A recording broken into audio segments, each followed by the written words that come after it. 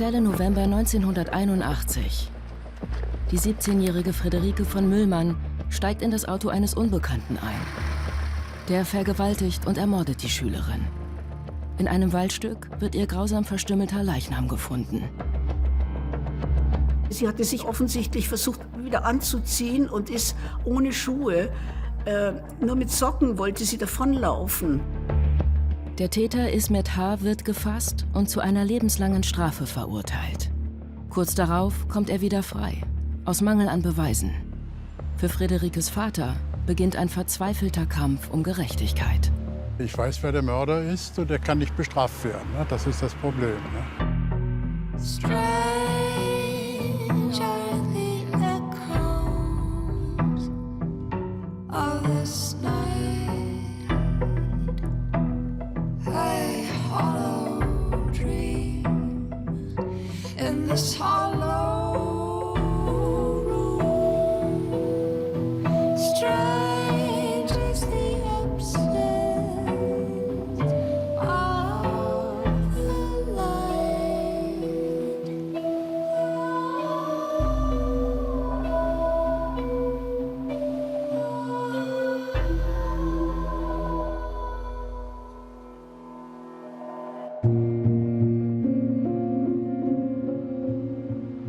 Hans von Müllmann, der Vater des Opfers, sucht 30 Jahre lang nach dem Mann, der seine Tochter umgebracht hat. Er will, dass das Verbrechen gesühnt wird. Ich will erreichen, dass der Mörder von Friederike, von meiner Tochter, dass der verurteilt werden soll und kann. Der Rechtsanwalt und ehemalige Bundesrichter Wolfram Schädler steht ihm zur Seite. Schädler setzt sich heute für Geschädigte von Straftaten ein. Er nennt sich Opferanwalt. Opferanwalt sein bedeutet, ich bin auf der Seite der Entrechteten, Gedemütigten und Geschundenen, könnte man fast alttestamentarisch sagen. Schädler sucht nach Möglichkeiten, den Mord an Friederike in einem Wiederaufnahmeverfahren erneut vor Gericht zu verhandeln. Wenn Mörder davonkommen, dann widerspricht das der Gerechtigkeit. Zunächst mal war es sehr interessant zu sehen, dass hier die Strafverfolgung an einem Ende angekommen war und es nicht mehr weiterging. Und der Vater mich um Hilfe bat. Er war, das merkte man, erfüllt von dem Bestreben, dass in seinem Fall was passiert. Das Ziel war von vornherein, dass der Täter, dass der jetzt verurteilt wird und in Haft kommt. 4. November 1981, ein Mittwoch. Die damals 17-jährige Friederike von Müllmann hat nach einer Chorprobe in Celle den letzten Bus verpasst, der sie zu ihrem 12 Kilometer entfernten Wohnort bringen soll. Sie versucht per Autostopp nach Hause zu kommen, steigt in einen weißen BMW ein.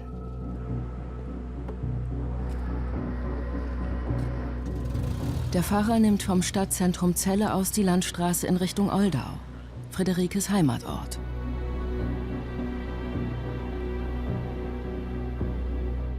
Er biegt von dem direkten Weg ab in eine Seitenstraße, dann in einen Waldweg.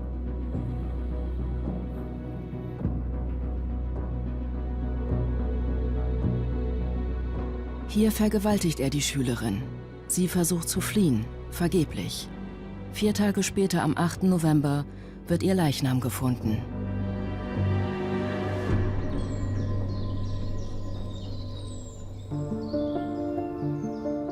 Friederike von Müllmann verbringt ihre Kindheit in dem kleinen Ort Oldau. Sie wächst zusammen mit ihren Geschwistern bei ihrer Mutter auf. Schon sehr früh ist die Ehe ihrer Eltern geschieden worden. Die Mutter hat in der Zwischenzeit wieder geheiratet, weitere Kinder bekommen. Der Vater, Hans von Müllmann, lebt von der Familie getrennt. Nur seine Tochter Friederike sieht er gelegentlich. Bei Friederike war das für mich immer so, dass Friederike so ein Verbindungsglied war oder Vermittlungsglied, ne? Weil ich ja insgesamt gesehen eben nicht diese Harmonie hatte, die ich gerne hätte haben wollen. Friederikes Familie ist bis heute traumatisiert von dem Verbrechen. Ihrer Schwester Susanne von Müllmann fällt es schwer, darüber zu sprechen. Sie möchte nicht erkannt werden und auch nicht von Fremden auf die Tat angesprochen werden. Dabei erinnert sie sich gerne an ihre 1,5 Jahre jüngere Schwester Friederike. Wenn ich zurückblicke, sehe ich eine Schwester von mir, die stille war, die also mehr auch ein inneres Leben hatte. Sie war ein sehr kreativer Mensch, im Sinne von, dass sie viel gemalt hat. Sie war ein super musikalischer Mensch. Sie hat Flöte gespielt, sie hat Geige gespielt und sie hat gesungen. Friederike von Müllmann fährt täglich von Oldau nach Celle. Hier besucht sie gemeinsam mit ihrer Klassenkameradin Silke Kolster das Kaiserin-Auguste-Victoria-Gymnasium. Wir sind beide 1974 hier in der Schule eingeschult worden, in der 5. Klasse. Da vorne ist unser Klassenzimmer, hier sind wir auch einmal gewesen. Da ist die Bibliothek. Das war eine schöne Zeit. Zusammen mit Silke Kolster singt Friederike auch im Chor der Stadtkantorei in Celle, direkt neben der Stadtkirche.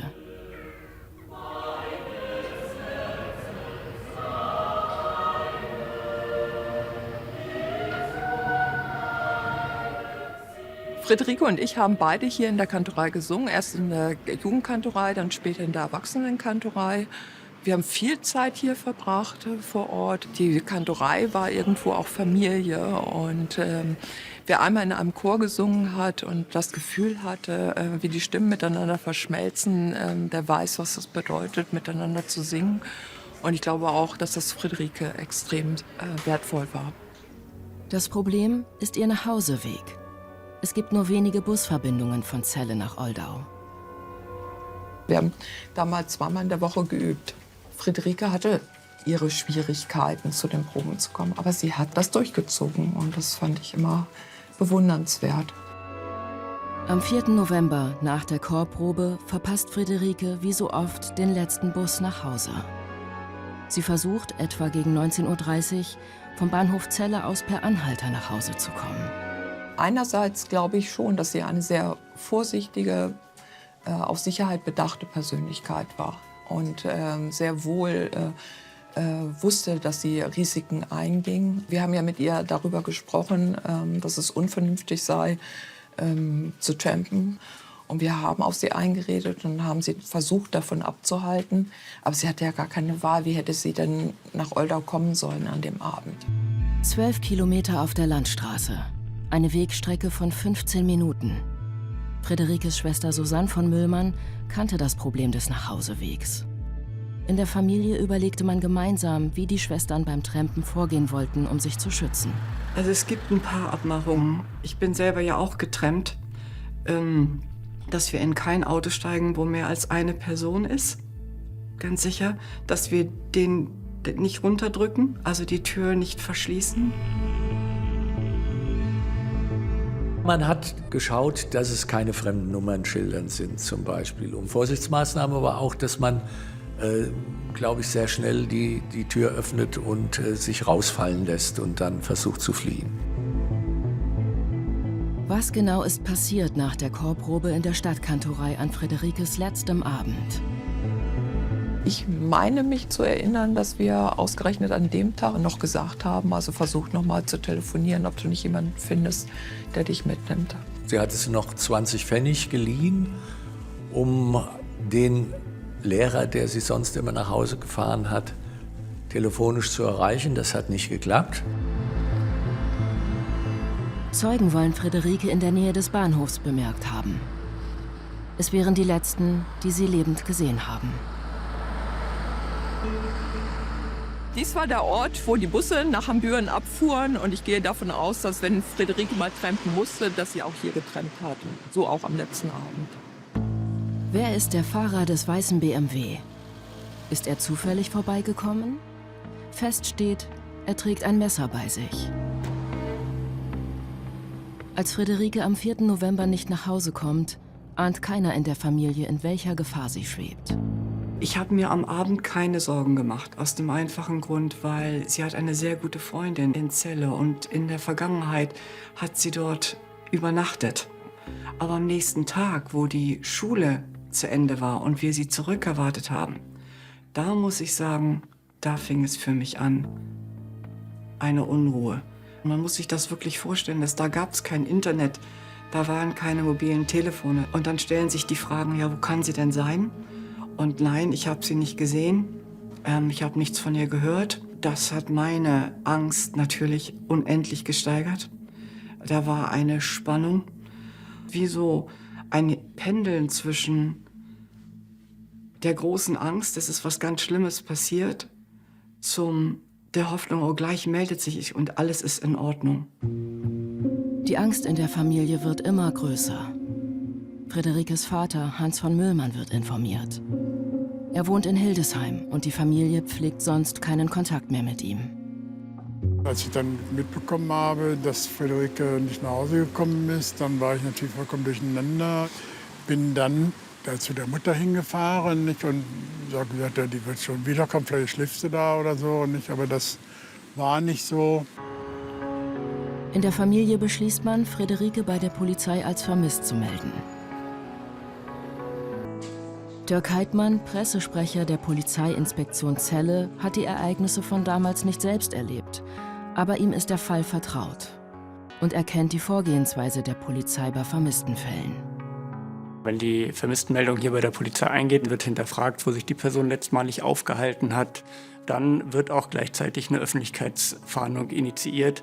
Das heißt, wir informieren die Presse darüber, dass hier eine Person vermisst ist und bitten hier um Hilfe aus der Bevölkerung.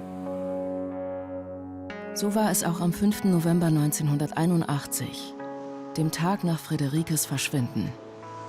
Karin Abenhausen ist damals 20 Jahre alt, hat gerade ein Volontariat bei der Zellischen Zeitung angetreten. Sie ist wohl die erste Person in Celle gewesen, die außerhalb von Familien- und Polizeikreisen von dem Vermisstenfall erfahren hat. Als Volontärin, da hat man ja oft auch so erstmal die Aufgaben, die so Allerweltsaufgaben sind. Dazu gehört auch unter anderem den Polizeidienst abzutelefonieren. Dann hatte ich eben eine Vermisstenmeldung und ich habe dann ja abends auch die Meldung verfasst und geschrieben, die dann am nächsten Morgen in der Zeitung stand. Das war Friederike von Möhlmann.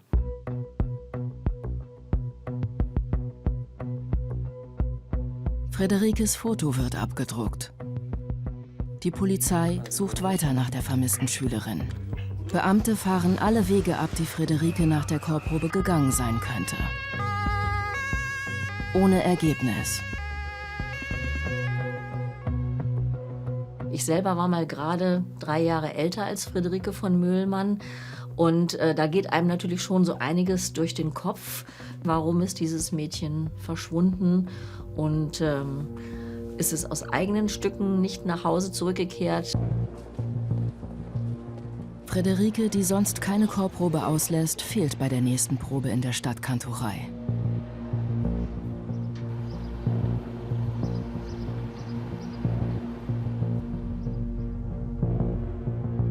Wir haben uns ja Donnerstag dann wieder zur Hauptprobe getroffen und da war das ja schon bekannt, dass Friederike nicht zu Hause angekommen war. Und wir waren einfach erschüttert, wir waren sprachlos.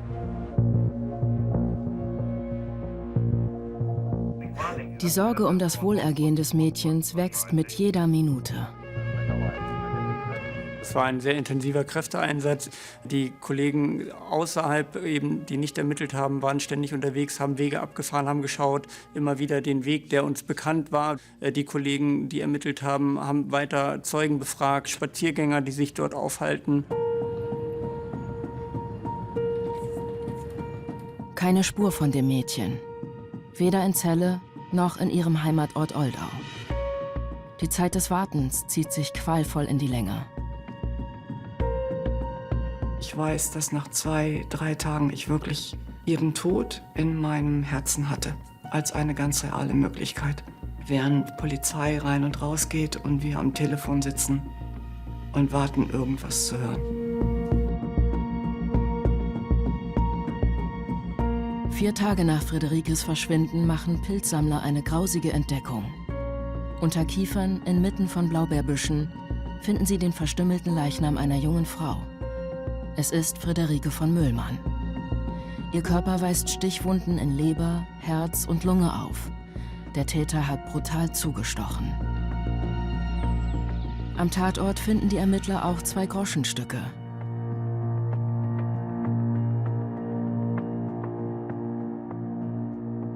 Wir wussten von einer Freundin, dass sie sich dort Geld geliehen hat, um ein Telefonat zu führen, was dann den Schluss zulässt, dass sie scheinbar nicht mehr telefoniert hat, sonst wäre das Geld verbraucht gewesen. Wie genau ist Friederike in das Waldstück gekommen?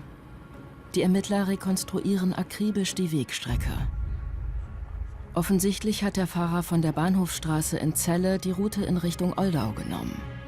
Dann muss er vom üblichen Weg abgewichen sein. Vermutlich bog er nach links in den Bruchweg ein, eine schlecht beleuchtete Nebenstraße. Von dort hat er sein Fahrzeug nach rechts in einen Waldweg gelenkt. Im Wald, so ist bei der Obduktion festgestellt worden, hat der Täter das 17-jährige Mädchen vergewaltigt. Dann hat sie versucht zu fliehen. Nach der Vergewaltigung hat sie eingeholt und hat sie sehr übel hingeschlachtet, muss man wohl sagen. Ihr Hals war fast bis zur Wirbelsäule durchtrennt. Friederike trägt keine Schuhe, als man sie findet. An ihren Strümpfen klebt Erde. Auffällig am Auffindeort des Leichnams ausgeprägte Reifenspuren im weichen Waldboden. Kurz nach dem Fund von Friederikes Leichnam fahren die Ermittlungsbeamten persönlich in Oldau bei der Familie vorbei. Die Polizei ist gekommen und hat die Mutti informiert. Und dann war Weinen und dann war Schreien und dann war eine unendliche Traurigkeit. Da hörst du, sie kommt nicht mehr wieder. Und es ist noch viel schlimmer zu hören, wie sie umgebracht worden ist. Weil das sind Bilder von einer Grausamkeit, mit der ich bis heute lebe.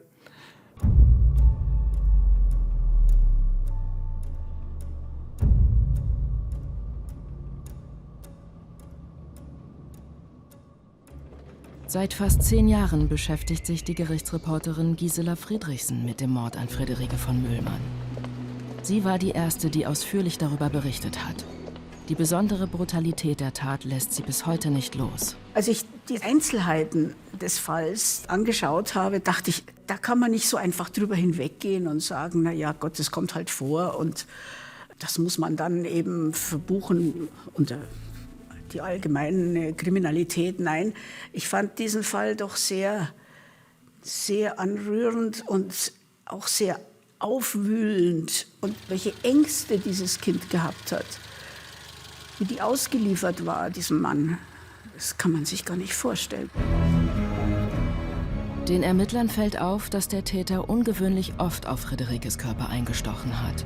Insgesamt 11 Mal. Warum er so viele Stiche angesetzt hat und nicht wenige oder nur die zum Tod führende Stiche angesetzt hat, lässt darauf schließen, dass es nicht geplant gewesen ist, was er dort tut. Und dann vielleicht auch in eine Art Rausch verfallen ist. Er wollte, dass sie unbedingt tot ist und nichts über das vorausgegangene Geschehen, nämlich die Vergewaltigung, irgendjemand hätte sagen können. Die Nachricht von Friederikes Tod wird Stadtgespräch in Celle. Die Menschen sind entsetzt. Gerade in den Familien ging eine furchtbare Angst um. Ich meine, 70er, 80er Jahre, da war es ja gang und gäbe, dass man trennte. Es hätte uns ja allen passieren können. Ja, wir waren in dem Alter und da war natürlich ein großer Identifikationsgrad da dann mit dem Opfer. Friederike von Mühlmann wird auf dem Friedhof in Oldau beigesetzt. Auf ihrer Beerdigung drängen sich die Menschen. Was mir noch besonders in Erinnerung geblieben ist, ist eben diese furchtbare Beerdigung. Ich wusste, dass ein Messer eingesetzt worden war und dass sie vergewaltigt worden war. Das wusste ich bei der Beerdigung. Wir haben ganz eng gestanden, weil die Kapelle war brechend voll. Brechend voll. Wir haben ganz in der Nähe des Sarges gestanden. Der Eindruck war, da ist ein geschundener Körper in dem Sarg, da ist Friederike drin und wir müssen hier singen.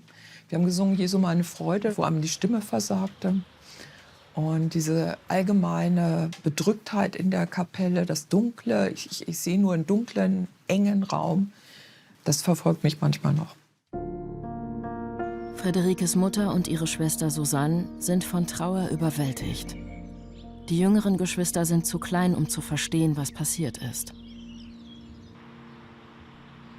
Innerhalb meiner Familie wurde beschlossen, dass erst einmal über den Tod von Friederike nicht gesprochen wird, weil der Schmerz einfach so groß war. Ich habe mich nicht mehr sicher gefühlt und ich weiß, ich konnte nicht zur Schule gehen, während diese sehr unruhige Zeit gewesen ist. Friederikes Vater Hans von Müllmann ist damals als Sozialarbeiter tätig. Nach Friederikes Tod gibt er seine Arbeit auf. Ich bin ja da vollkommen aus der Bahn geworfen worden. Ne?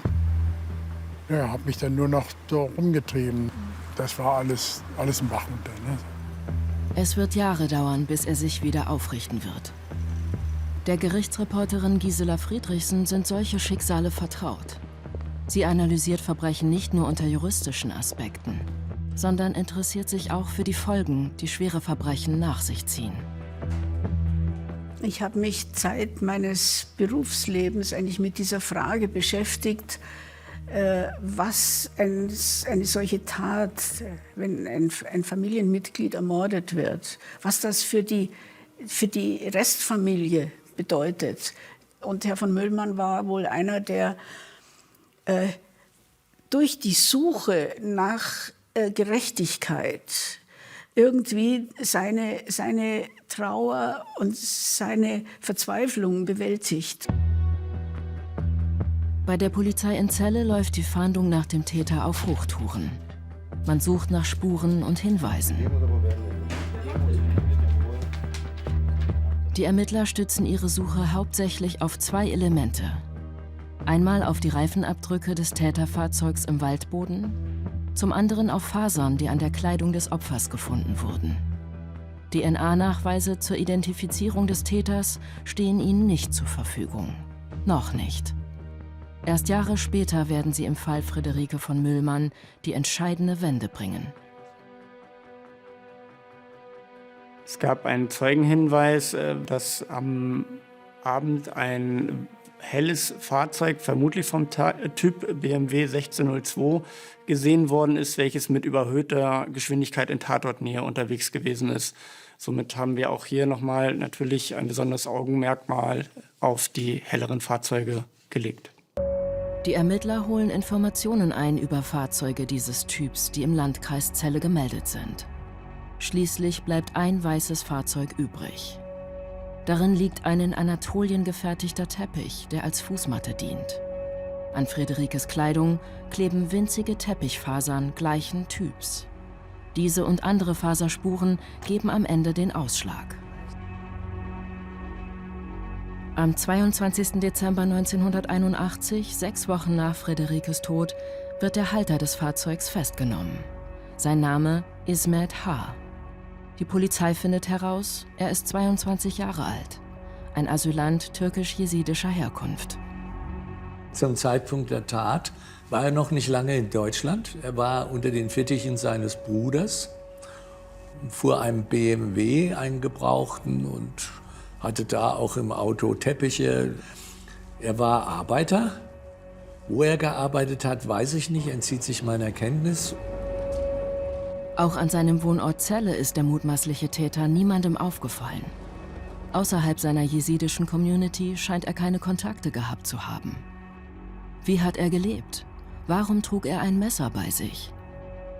Bereits im Frühjahr 1982 muss sich Ismet H. vor dem Landgericht Lüneburg einer Anklage wegen Mordes und Vergewaltigung stellen. Friederikes Vater ist beim Prozess nicht anwesend. Ihre Schwester Susanne sagt als Zeugin aus. Es war eine so stressvolle Zeit, dieser ganze Prozess, die ganzen Gespräche. Ich weiß nur für mich, es war Erleichterung. Es war für mich eine tiefe Erleichterung zu wissen, dass der Mensch, der meine Schwester umgebracht hat, jetzt vor Gericht kam. Der Prozess hat natürlich großes Aufsehen erregt und da war der dringende Wunsch, den Täter zu bestrafen. Umso erstaunlicher, dass doch auch im Gerichtssaal zweifelnde Stimmen zu hören waren. Es war ja immerhin auch ein reiner Indizienprozess. Der Angeklagte streitet ab, den BMW zum Tatzeitpunkt gesteuert zu haben. Aber es gibt die Faseranhaftungen an Friederikes Kleidung.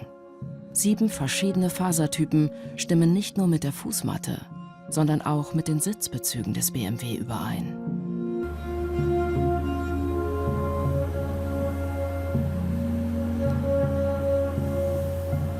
Auch die Reifenspuren weisen auf das Täterauto hin. Sie werden später noch eine Rolle spielen. Die Richter in Lüneburg halten den Angeklagten für schuldig. Sie verurteilen Ismet H. wegen Vergewaltigung und Mordes zu einer lebenslangen Freiheitsstrafe. Da war für mich zum ersten Mal das Gefühl, jetzt wird Gerechtigkeit ausgesprochen. Ich kann sagen, da kam eine größere Ruhe und für mich auch der Anfang, dass unsere Familie, die solch eine Wunde hat, etwas wieder heilen konnte. In Celle ist der brutale Mordfall Friederike von Mühlmann damit nicht aus der Welt. Er bleibt brisant. Natürlich wurde weiter darüber diskutiert. Es war ja schon so beim Prozess, dass gewisse Unsicherheiten auch in der Bevölkerung bestanden, ob man wirklich den richtigen Täter erwischt hat. Die Zweifel werden befeuert durch einen juristischen Schritt, den der verurteilte Mörder unternimmt. Sein Anwalt geht in Revision. Ismet H. hat nie ein Geständnis abgelegt. Ist er der wahre Täter? Hat er Friederike von Mühlmann im Wald von Hambüren vergewaltigt und umgebracht? Oder saß ein anderer in dem BMW?